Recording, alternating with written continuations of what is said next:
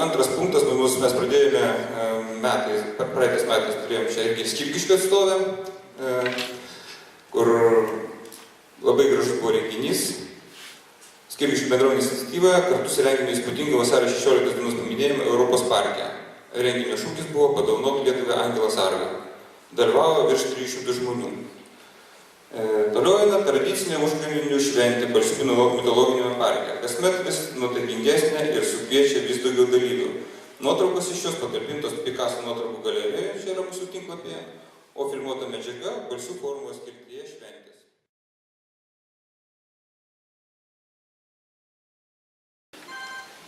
Balsių bendruomenės atstovai, tai yra Rimantas Mickai, Tautas Bartaškevičius ir Rytis Daukšys, kandidatavo rinkimuose į Vilniaus miesto tarybą.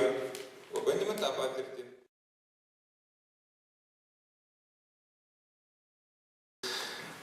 Pradėjome aktyviau domėtis savivaldą ir jos modeliais kaimyninėje Lenkijoje, Birmingemo mieste, Didžiojoje Britanijoje. Tuo tarpu Balsių bendruomenė tapo ir Vilniaus bendruomenių asociacijos narė, esu išrinktas jos tarybos pirmininko pavaduotoju, ir Lietuvos vietos bendruomenių organizacijos sąjungos narė, ir vienijančia virš 1500 bendruomenių. Jos pirmininkas irgi dalyvavo susirinkime, Rimantas Račkauskas.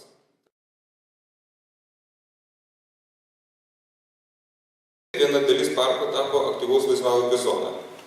Jas įrengus sparčiai populiarėja paplūdimio tinklinis ir krepšinio turnyrai. Krepšinio aikštelės įrengimas kainavo 6500 litų. O paplūdimio smėlį pasirūpino Meyer & John kompanija, kuri šiandien mums kasė gadina mūsų gerbūvį, bet jinai prisidėjo ir sutvarkė. Kaip ir kasmet birželio mėnesį Balsius sudrebino tradicinę Balsių bendruomenės šventę. Šį kartą jos šūkis buvo "Susipažinkime".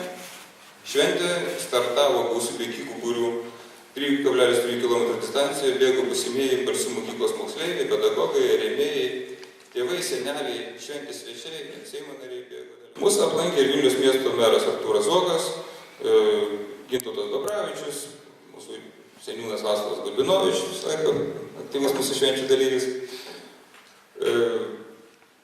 ir kiti politikai.